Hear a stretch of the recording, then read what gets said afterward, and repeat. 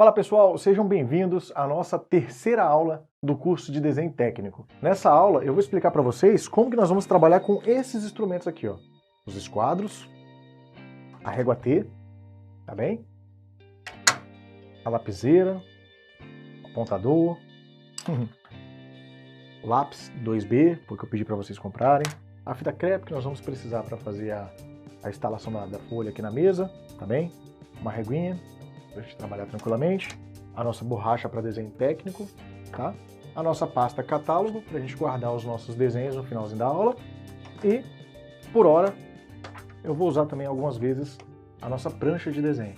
Vou explicar como é que funciona. Basicamente, pessoal, para essa aula de hoje, eu vou apresentar alguns desses instrumentos para vocês, como que utiliza esses instrumentos, vou falar um pouquinho do grafite, vou falar um pouquinho dos cuidados com a limpeza que nós temos que ter para iniciar os desenhos, nós temos que limpar os instrumentos, passar um álcool, um paninho com álcool, tá bem?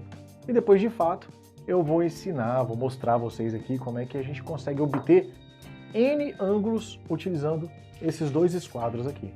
E a gente vai dar por completo o conteúdo dessa aula.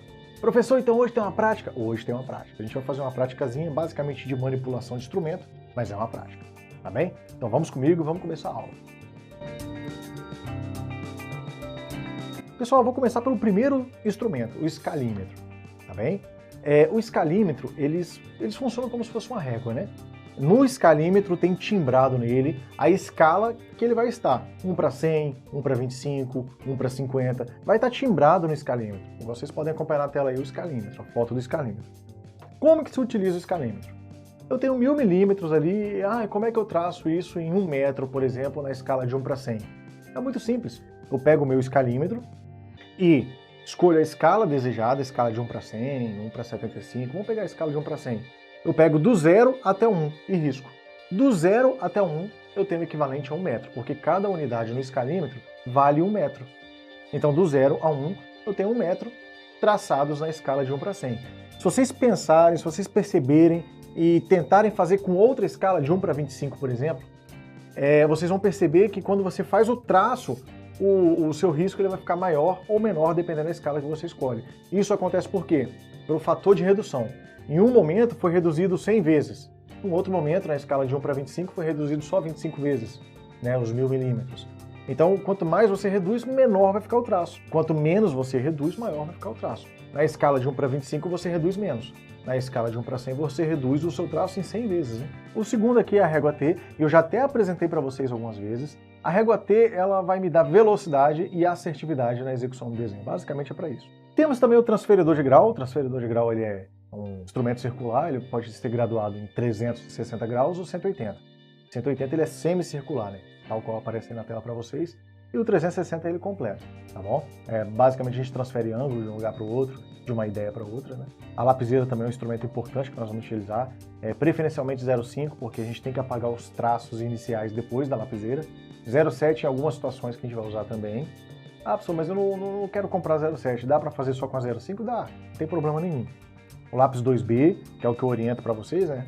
O lápis aqui 2B, ele vai te dar um traço mais escuro. Esse lápis é ideal para a gente enegrecer o desenho. Agora, vale ressaltar que, quando eu utilizo o lápis H, com a letra H escrito nele, quer dizer que são os lápis mais duros. Quanto mais duro, menos risca, ou seja, mais claro vai ser o risco. Quanto mais macio, mais escuro vai ser o risco. Então, por exemplo, se eu utilizo o lápis B, com a letra B só escrito nele, eu vou ter o lápis macio, então ele vai deixar o desenho bem escuro. E quanto mais próximo do 9, por exemplo, 9B, 8B, são os lápis que dão um traço mais escuro, mais enegrecido. Quando você tem a combinação do H com B, tipo lápis 2, HB, aí você tá um equilíbrio, são os lápis médios, né? O traço dele nem é tão escuro e nem é tão claro. É o ideal para a gente fazer desenho, tanto que o lápis 2B ou 2HB vai atender a gente perfeitamente. Por quê? Porque o desenho ele tem que ser enegrecido, o desenho ele é o verdadeiro artista. Seu projeto inteiro, quem é o artista é o desenho. Não é cotagem, não é margem e legenda, é o desenho. Jogo de esquadro. Pessoal, o esquadro não tem nem muito o que falar. O fato é que sem o esquadro eu não consigo fazer o curso. Eu preciso que vocês tenham o esquadro de 30 e de 45 graus, os dois. E eu preciso também que o esquadro ele tenha essa característica aqui, ó. Ele tenha uma certa espessura, de modo que um esquadro ele case com o outro e consiga apoiar um no outro, né? Se o esquadro for muito fino, ele vai acontecer o quê? Você vai botar, ele vai acavalar um no outro. Isso vai atrapalhar a desenhar.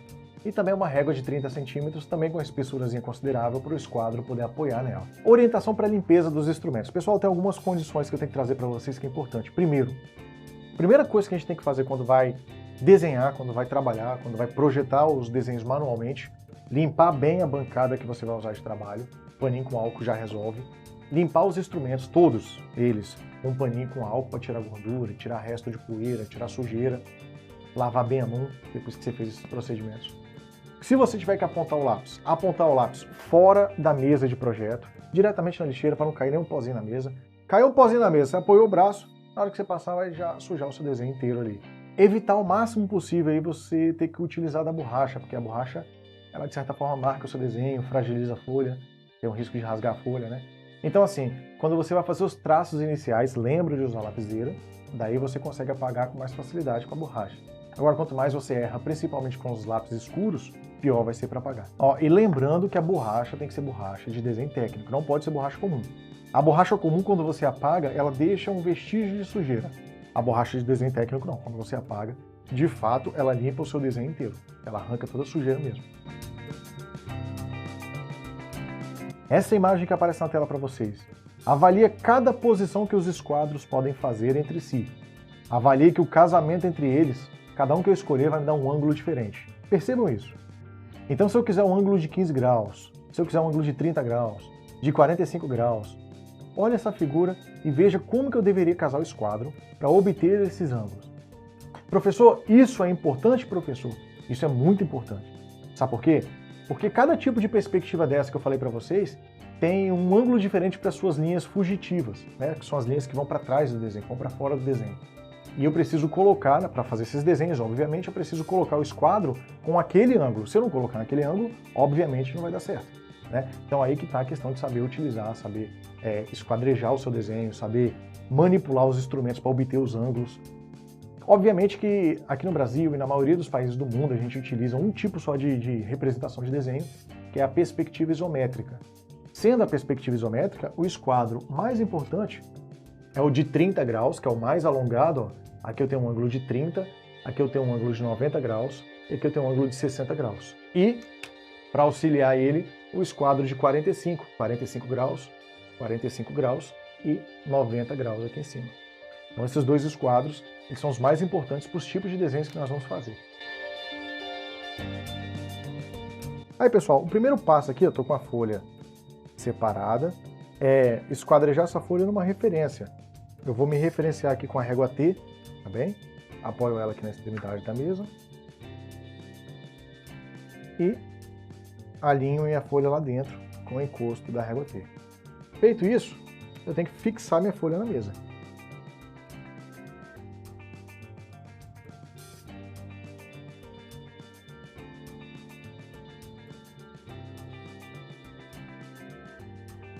Beleza, feito isso, o nosso treino agora, nós vamos fazer aqui, ó, obtendo retas paralelas com o esquadro, né? Então eu vou fazer uma linha qualquer.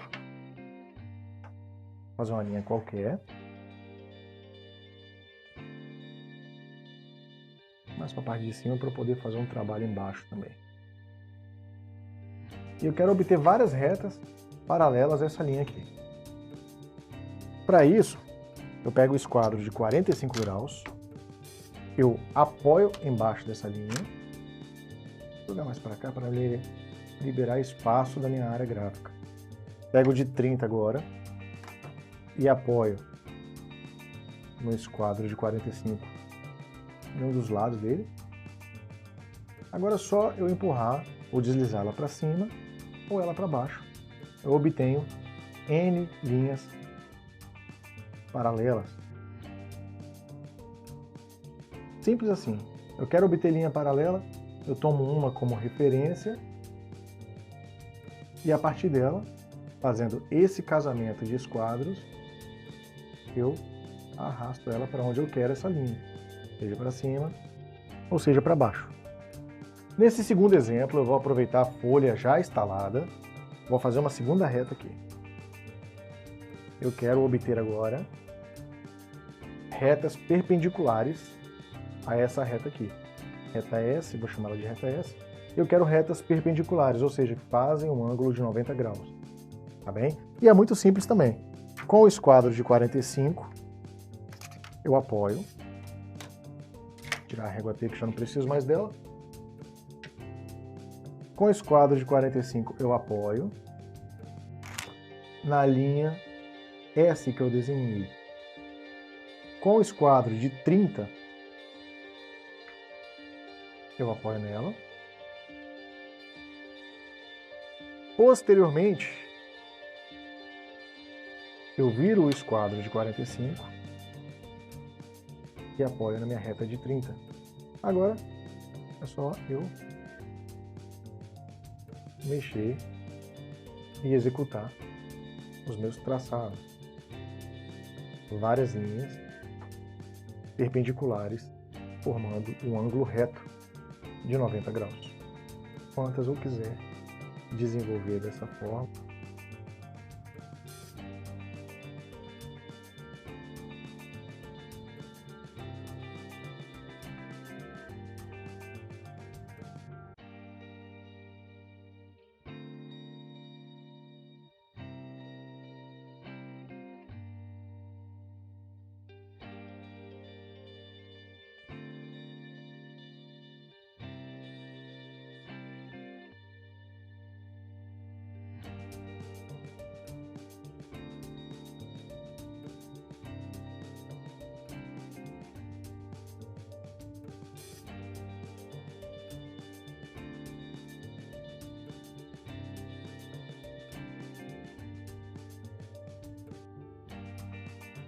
Então agora eu tenho aqui minha linha traçada, mais uma linhazinha.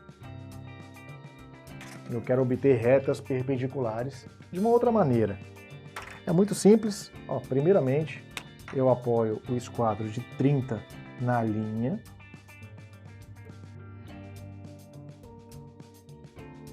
Posteriormente, eu apoio o de 45 na parte de trás do esquadro de 30. Agora é só arrastar. Uma maquininha aqui. Ó, uma linha 90. Duas linhas 90. Posso voltar também. Ó, mais linhas para trás. Enfim, vou movimentar. À medida que eu vou movimentando o curso aqui da minha régua de 45, eu vou podendo traçar essas linhas aqui a 90 graus. É uma outra maneira de se fazer. Olha, agora nós vamos obter, eu vou aproveitar, e nós vamos obter agora diversos ângulos com os dois esquadros que eu tenho. Eu vou começar aqui obtendo ângulos usando a régua T, ó. Ah, professor, mas eu não tenho a régua T, o senhor falou que ia me explicar como que dá para eu fazer com outra régua. Se eu colocar uma régua tradicional,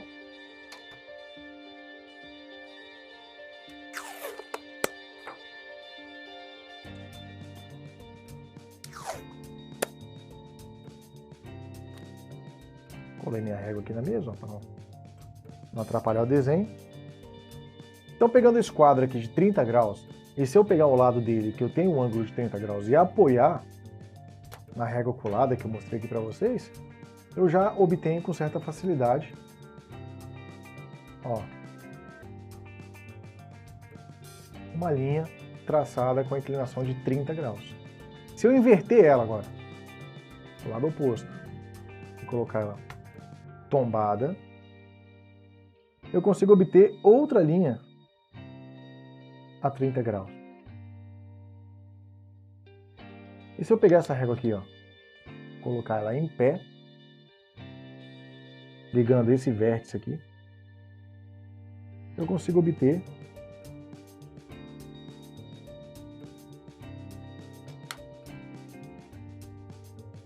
uma reta formando um ângulo de 90 graus aqui e formando ângulos 60 graus aqui e 60 graus aqui.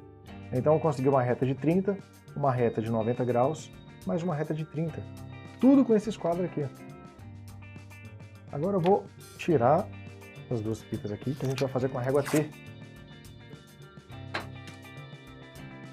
Ó, se eu tivesse com a régua T, o que ia mudar para mim? Nada. Régua T agora. Eu poderia fazer apoiando o esquadro aqui, ó, 30 graus. Se eu virar ele aqui, eu faria com 30 graus. Eu também consigo obter linhas a 60 graus, por exemplo.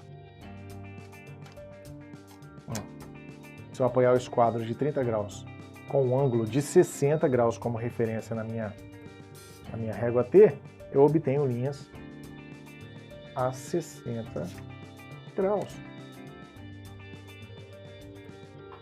Ó, um ângulo de 60 de um lado, um ângulo de 60 graus do outro. E se eu botar ela em pé aqui no meio, no vértice, eu ainda obtenho um ângulo de 90 graus aqui. Dá para fazer esse mesmo raciocínio com a régua de 45. Se eu apoiar a régua de 45, eu obtenho um ângulo de 45 e invertendo ela. Invertendo ou arrastando, né? Porque ela é igual. Invertendo ou arrastando, eu obtenho ângulos de 45 graus. Professor, qual que é a mais usada, professor? Essa daqui. Pessoal, chegamos ao término da nossa aula. Aqui eu fiz algumas atividades práticas com vocês. Começamos, enfim, manipular instrumento, fazer um risco aqui, outro ali. Eu deixei no finalzinho da aula, eu preparei para vocês um exercício, deixei lá no nosso ambiente virtual para vocês entrarem lá, baixar o arquivo, tentar executar essa tarefa que está lá, vai valer a pena. Lá eu deixei 4 ângulos que eu pedi para vocês obterem com os esquadros. Um ângulo de 90, um ângulo de 30 graus, um ângulo de 60 graus e um ângulo de 45 graus. Então, uma boa prática ali para vocês executarem. É um assunto importante? Muito. Principalmente quando nós formos traçar perspectiva isométrica. Então, vale a pena treinar um pouquinho. Adianta vocês que vocês têm a possibilidade de acessarem a nossa apostila online, vocês têm a possibilidade de baixar os exercícios para poder estudar, vocês têm a possibilidade de fazer os simulados da aula, fazerem os exercícios da aula, o exercício avaliativo do módulo, né, caso vocês queiram um certificado com a pontuação indicada nele, né, o aproveitamento indicado, a questão de empresa e tudo mais, então fica a critério de vocês. Ainda tem o exercício avaliativo que vocês podem fazer por módulo, tá bom? Contem comigo, estou sempre aqui no chat, no fórum, vocês podem falar comigo à vontade. Um grande abraço, até a próxima aula.